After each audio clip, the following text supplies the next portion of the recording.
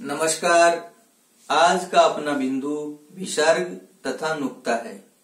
हम विसर्ग व नुक्ते के बारे में विस्तार से चर्चा करेंगे। प्रतियोगी परीक्षाओं के लिए इनसे किस प्रकार के प्रश्न बनते हैं, उन प्रश्नों के बारे में भी जानेंगे। तो पढ़ते हैं नुक्ता व विसर्ग। विसर्ग संस्कृत भाषा से आगत ध्वनि है, यानी विसर्ग है वह संस्कृत भाषा से आई हुई ध्वनि है। आगत का मतलब जो ध्वनि किसी अन्य भाषा से आई हुई है, उस ध्वनि को क्या कहा जाता है? आगत ध्वनि कहा जाता है या गृहीत ध्वनि कहा जाता है। गृहीत माने ग्रहण करना। जो ध्वनि संस्कृत भाषा की है और हिंदी भाषा में जिसका प्रयोग ज्यों का त्यों किया जा रहा है, इसलिए विसर्ग को क्या कहा जाता है? आगत या गृहीत ध्वनि कहा जाता है। विसर्ग का उच्चारण जो होता है वह है के समान होता है। किसके समान होता है के समान। और विसर्ग है उसका जब हम उच्चारण करते हैं तो उसका उच्चारण स्वर के सहयोग से होता है। स्वतंत्र रूप में विसर्ग का उच्चारण नहीं होता। जब हम हिंदी वर्णमाला पढ़ते हैं और हिंदी वर्णमाला में अंतिम जो उच्चारण करते हैं अंग ओह, तो वहां स्पष्ट होता है कि जो अनुस्वार है उस अनुस्वार का उच्चारण भी स्वर के सहयोग से हो रहा है और अह यहाँ विसर्ग का उच्चारण भी किसके सहयोग से हो रहा है? स्वर के सहयोग से हो रहा है। तो अनुस्वार व विसर्ग का उच्चारण स्वर के सहयोग से होता है। इसका उच्चारण स्वतंत्र रूप में कभी भी नहीं होता। जैसे अतः है, मन है, पय है, प्रातः है।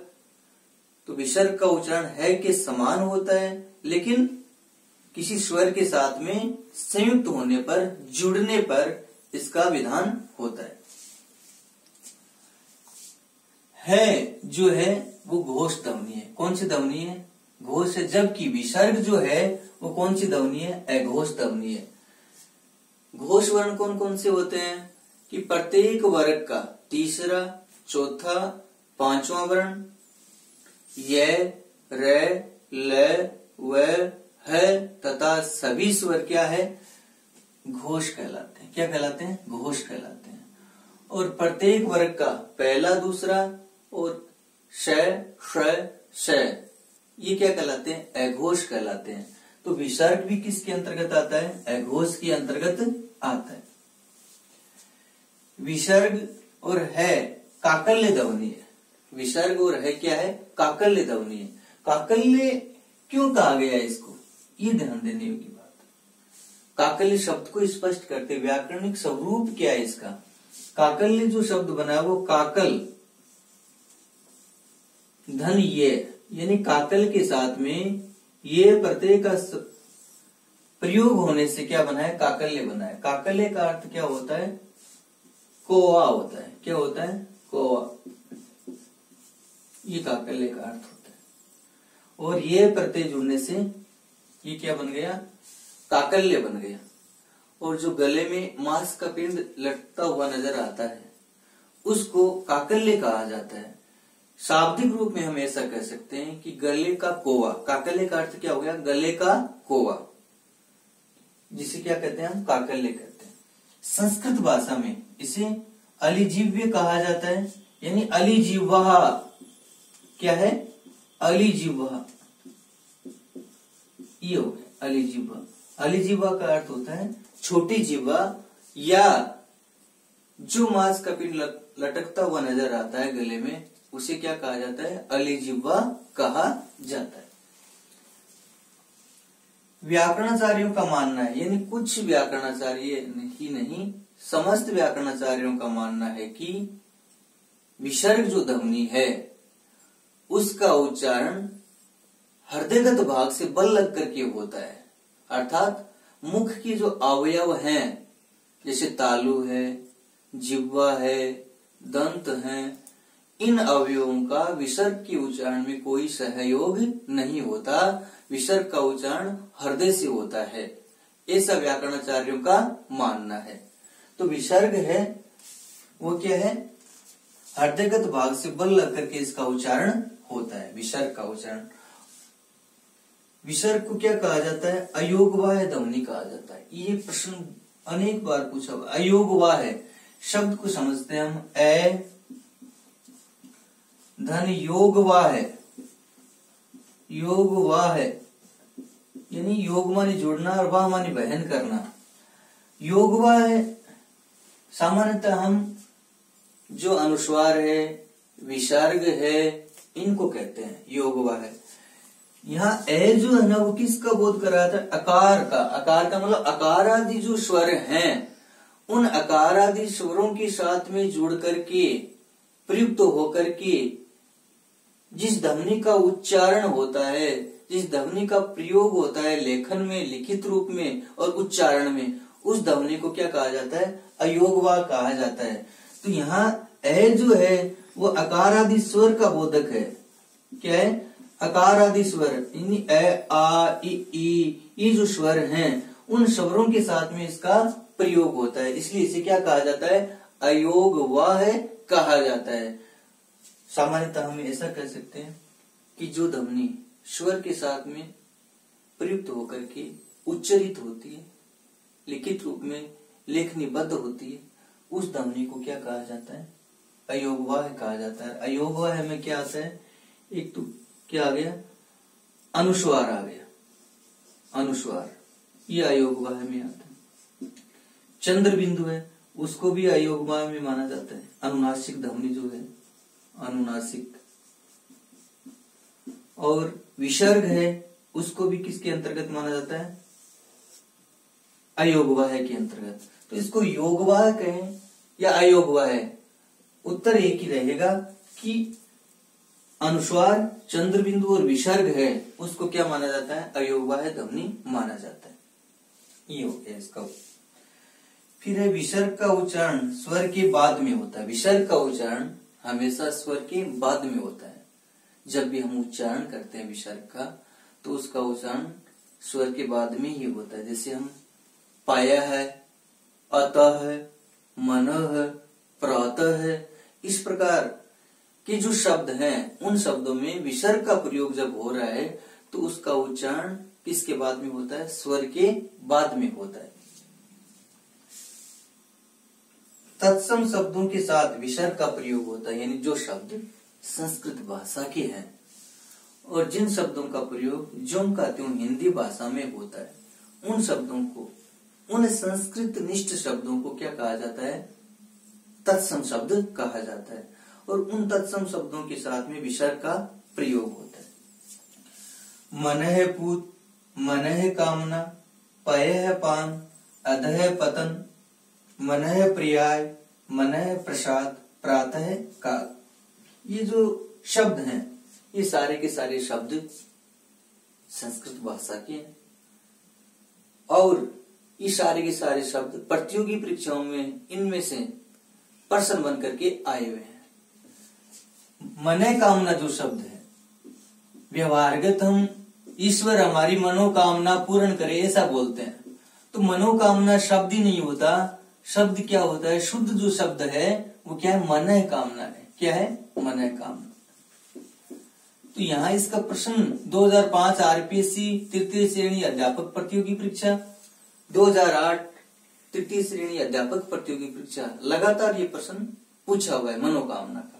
जो शुद्ध क्या है? मनः कामना है, सब शुद्धि में, और संधि विच्छेद भी नहीं होता। ये शब्द है जो अपवाद स्वरूप है, विसर्ग संधि नजर आती है, क्योंकि यहाँ मनः के बाद में क्या लगा है? विसर्ग। मन जो शब्द है उसके बाद में विसर्ग लगा है और ये किसका बोध करा रहा है? विसर्ग संधि का बोध करा रहा है, लेकिन वास्तव में यहाँ विसर्ग संधि है नहीं, इसलिए क्या है? अपवाद भी है ये। इसी रूप में पयपान है, अधः पतन है, प्रातः काल है, मनः प्रसाद है, मनः प्रियाय है, मनः पूत, ये सारे के सारे शब्द स्वतंत्र रूप में शुद्धिकरण में भी आते हैं, ये ऐसे ही लिखे जाते हैं, इनका संधि विच्छेद भी नहीं होता है। इसलिए इन शब्दों को हमें ध्यान से पढ़ना है कि ये सारे के सारे शब्द हैं, इनका संधि विच्छेद नहीं होता है, शब्द शुद्धि में ऐसे के ऐसे आते हैं, इनका विकार कभी भी नहीं होता है। तो ये ध्यान देना हमें जरूरी है। तो ये रहा विसर्ग। विसर्ग की हमने चर्चा की। अब पढ़ते हैं नुक्ता। नुक्ता मूलतः अरबी भाषा की ध्वनि है। नुक्ता जो है मूलतः किस भाषा की ध्वनि है? अरबी भाषा की ध्वनि है। और नुक्ते का प्रयोग क, ख, ग, ज और फ इन 5 वर्णों के साथ में ही किया जाता है। जब हम किसी वर्ण के साथ में ये निम्न बिंदु ऊपर लगाते हैं तो अनुस्वार होता है, और जब ये इसी क की नीचे लगता है तो क्या बन जाता है? नुक्ता बन जाता है। जो शब्द उर्दू भाषा के हैं, अरबी भाषा के हैं या फारसी भाषा के हैं, उन शब्दों में क, ख, ग, ज और फ वर्ण का जब प्रयोग होता है तो उन वर्णों के साथ में किसका विधान किया गया है? नुक्ते का विधान किया गया है। तो ये ध्यान देना है हमें कि नुक्ते वाले जो वर्ण है ना वो कितने हैं? 5 हैं। क वर्ग के 3 वर्ण, च वर्ग का 1 वर्ण और प वर्ग का 1 वर्ण। ये नुक्ता है, उसका जब हम उच्चारण करते हैं तो थोड़ा दबाव के साथ में इसका उच्चारण होता है। कहने का मतलब नुक्ता जिस वर्ण के साथ में प्रयुक्त होता है, चाहे वो क के साथ में हो, ग के साथ में हो, ख के साथ में हो, ज के साथ में हो या फ के साथ में हो, जिस वर्ण के साथ में नुक्ते का विधान होता है उस वर्ण को अधिक दबाव के साथ में बोला जाता है। सामान्यतः हम बोलते हैं क, जब नुक्ता लग जाता है तो क्या बोलते हैं? क, ख, ग, ज नुक्ता लगेगा तब ज, फ नुक्ते के साथ में बोलेंगे फ। दूसरे रूप में हम ऐसा कह सकते हैं कि नुक्ते वाले वर्णों का जब उच्चारण करते हैं तो श्वास वायु को दबाव के साथ में छोड़ते हैं और ऊपर वाले दांतों से नीचे वाले ओठ को थोड़ा सा दबाते हैं। फ, ज, फ इस प्रकार। किला, कत्ल, कबूल, जिला, जहर, जिंदा, राज। अब यहाँ अंग्रेजी वर्णमाला की बात करते हैं तो नुक्ते वाला क आता है, उसके लिए क्यू का प्रयोग अधिकांशतः किया जाता है, जबकि अंग्रेजी में क के लिए के भी आता है, क के लिए सी भी आता है। जैसे कुल्ली लिखते हैं तो कुल्ली में क्या आता है? सी आता है। और क के लिए क्या आता है? क्यू भी आता है। ये 3 वर्णों का विधान अंग्रेजी में क के लिए है। जब हम ज लिखते हैं नुक्ते वाला तो अंग्रेजी में इसके लिए क्या है? जेड का विधान है। ये जो शब्द है राज, RAAZ के रूप में लिखा जाता है। इस राज का मतलब क्या होता है? रहस्य होता है। क्या होता है? रहस्य। जब सामान्यतः हम राज लिखते हैं, ये राज, ये राज, ये राज, तो इसके लिए RAJA राज, इसका मतलब क्या हो गया? शासन हो गया।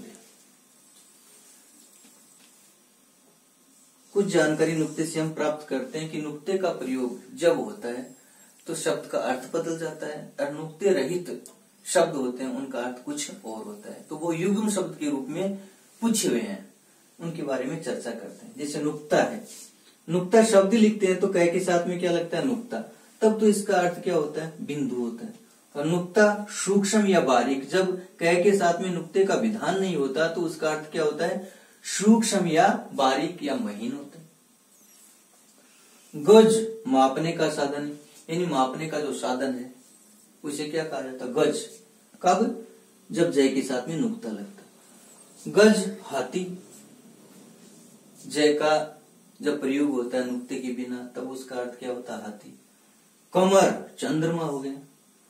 कमर पेट व पीठ के नीचे का जो शरीर होता है उस शरीर को क्या कहते हैं? कमर कहते हैं।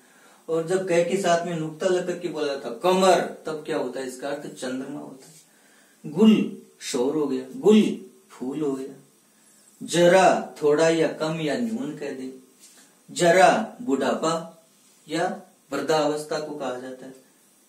हैजा नुक्ते के साथ में, हैजा दस्त को कहा जाता है। और हैजा युद्ध हो गया। किताब जब कह के साथ में नुक्ता लगता है तब इसका अर्थ होता है कुर्ते आदि का गला। जो कुर्ते आदि का जो गला होता है उस गले को क्या कहा जाता है? किताब कहा जाता है।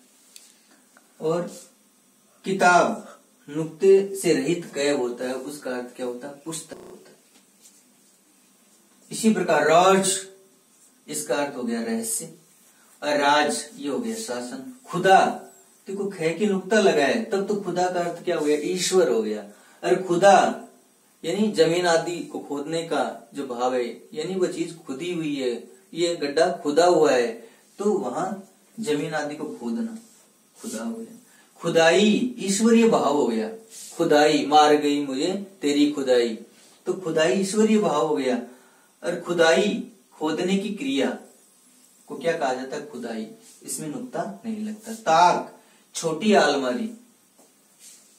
हम बुजुर्गों के पास में बैठते हैं तो कोई वस्तु रखने के लिए वो कहते हैं, तो क्या कहते हैं, ताक में रखा हुआ।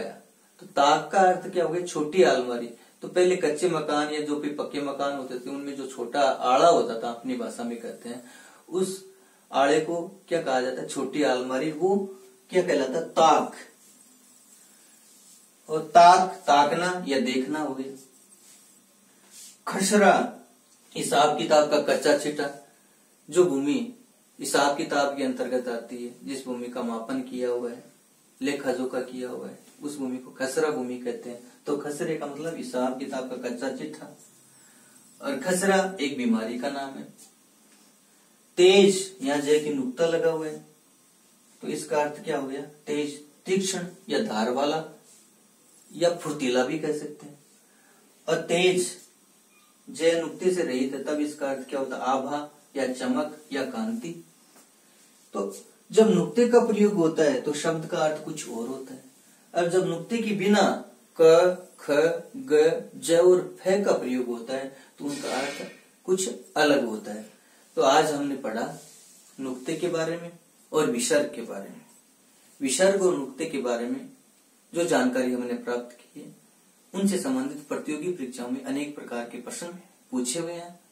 वो युग्म शब्द के रूप में हो, या अयोग वाह के रूप में हो, या काकल्य के रूप में हो, इन शब्दों को इस